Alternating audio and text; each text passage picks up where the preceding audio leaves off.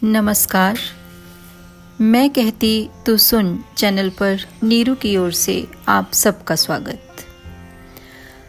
साथियों, आज की कहानी खूब लड़ी मर्दानी जैसा कालजयी गीत रचने वाली सुभद्रा कुमारी चौहान द्वारा लिखित है।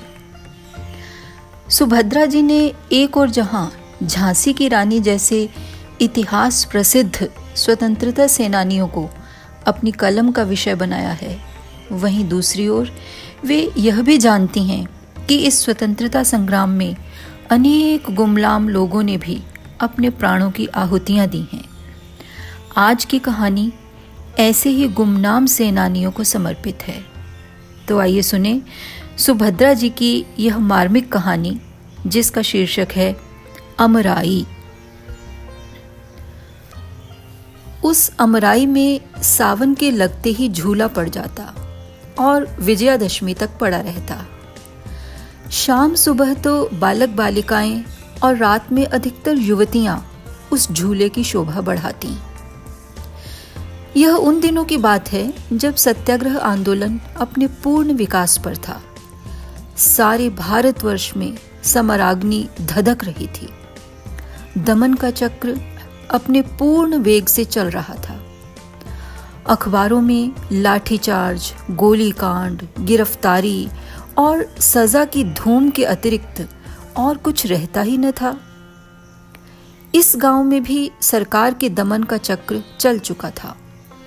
कांग्रेस के सभापति और मंत्री पकड़कर जेल में बंद कर दिए गए थे। इस दिन राखी थी। बहनें अपने भाइयों को सदा इस अमराई में ही राखी बांधा करती थीं। यहाँ सब लोग एकत्रित होकर त्योहार मनाया करते थे। बहनें भाइयों को पहले कुछ खिलाती, माला पहनाती, हाथ में नारियल देती और तिलक लगाकर हाथ में राखी बांधते हुए कहती, भाई इस राखी की लाज रखना, लड़ाई के मैदान में कभी पीठ न दिखाना।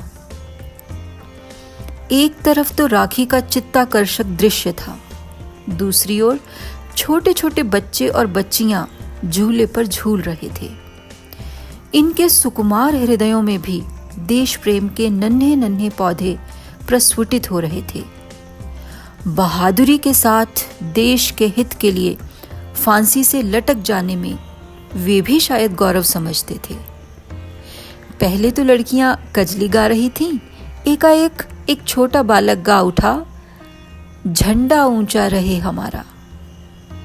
फिर क्या था, सब बच्चे कजली बजली तो गए भूल और लगे चिल्लाने, झंडा ऊंचा रहे हमारा। इसकी खबर ठाकुर साहब के पास पहुंची। अमराई उन्हीं की थी। अभी 3 ही महीने पहले वे राय साहब हुए थे। ऑनरेरी मजिस्ट्रेट तो वे थे ही, और थे सरकार के बड़े भारी खैर ख्वाह। जब उन्होंने सुना कि अमराई तो असहयोगियों का अड्डा बन गई है, प्रायः इस प्रकार वहां रोज ही होता है, तो वे बड़ा घबराए। फौरन घोड़ा कसवाकर अमराई की ओर चल पड़े। किंतु उनके पहुंचने के पहले ही वहां पुलिस भी पहुंच चुकी थी। ठाकुर साहब को देखते ही दरोगा नियामत अली ने बिगड़ कर कहा, ठाकुर साहब, आपसे तो हमें ऐसी उम्मीद न थी। मालूम होता है कि आप भी उन्हीं में से हैं। यह सब आपकी ही तबीयत से हो रहा है, लेकिन इससे अमन में खलल पड़ने का खतरा है। आप 5 मिनट के अंदर ही यह सब मजमा यहां से हटवा दीजिए, वरना हमें मजबूर होकर लाठियां चलवानी पड़ेंगी। ठाकुर साहब ने नम्रता से कहा, दरोगा जी जरा सब्र रखिए, मैं अभी यहां से सबको हटवाए देता हूं। आपको लाठियां चलवाने की नौबत ही क्यों आएगी? नियामत अली का पारा 110 पर तो था ही। बोले, फिर भी मैं आपको पहले से आगाह कर देना चाहता हूं कि ज्यादा से ज्यादा 10 मिनट लगें, नहीं तो मुझे मजबूरन लाठियां चलवानी ही पड़ेंगी। ठाकुर साहब ने घोड़े से उतरकर अमराई में पैर रखा ही था कि उनका 7 साल का नाती विजय हाथ में लकड़ी की तलवार लिए हुए आकर सामने खड़ा हो गया। ठाकुर साहब को संबोधन करके बोला, दादा देखो मेरे पास भी तलवार है, मैं भी बहादुर बनूंगा। इतने ही में उसकी बड़ी बहन कांति, जिसकी उम्र करीब 9 साल की थी, धानी रंग की साड़ी पहने आकर ठाकुर साहब से बोली, दादा ये विजय लकड़ी की तलवार लेकर बड़े बहादुर बनने चले हैं।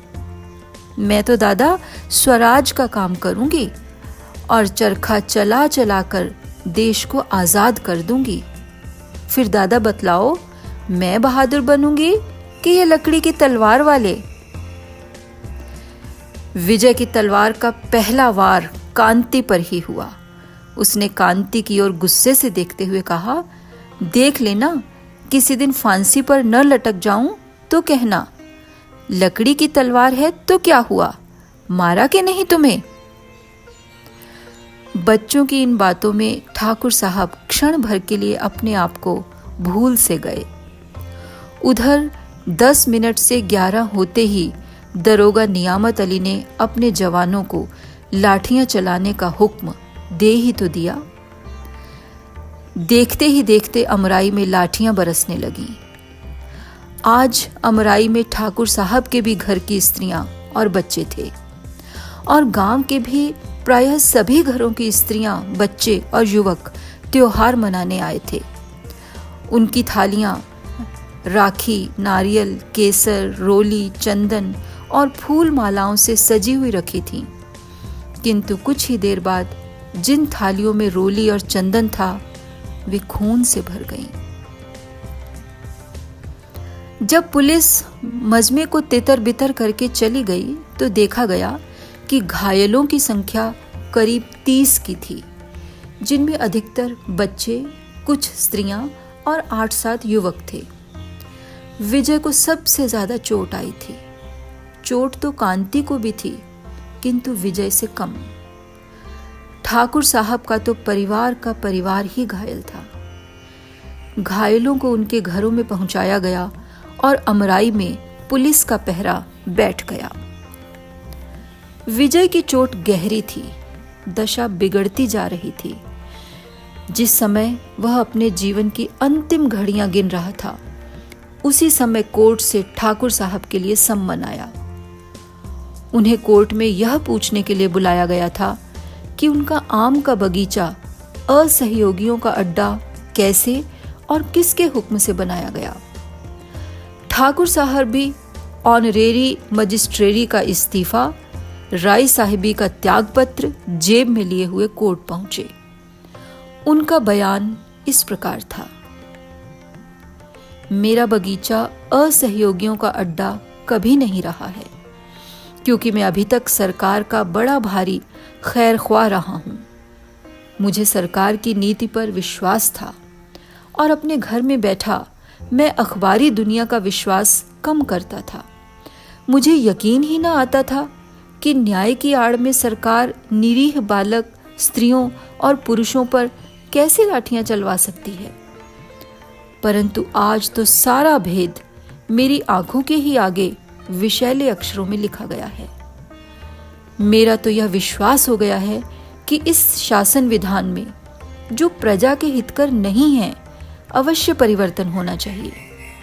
हर एक हिंदुस्तानी का धर्म है कि वह शासन सुधार के काम में पूरा पूरा सहयोग दे। मैं भी अपना धर्म पालन करने के लिए विवश हूं और यह मेरी राय साहबी और ऑनरेरी मजिस्ट्रेरी का त्यागपत्र है। ठाकुर साहब तुरंत कोर्ट से बाहर हो गए।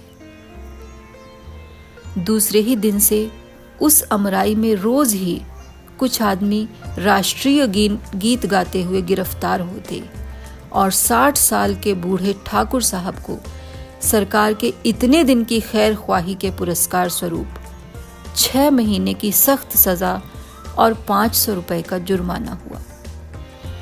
जुर्माने में उनकी अमराई नीलाम कर ली गई। जहां हर साल बरसात में बच्चे झूला झूलते थे, वहीं पर पुलिस के जवानों के रहने के लिए पुलिस चौकी बनने लगी। धन्यवाद। आशा है आपको यह कहानी पसंद आई होगी। हमारा प्रयास रहेगा कि ऐसी ही और कहानियाँ निरंतर आप तक पहुँचाते रहें। बस आप हमारे चैनल को सब्सक्राइब करना न भूलिएगा। नमस्कार।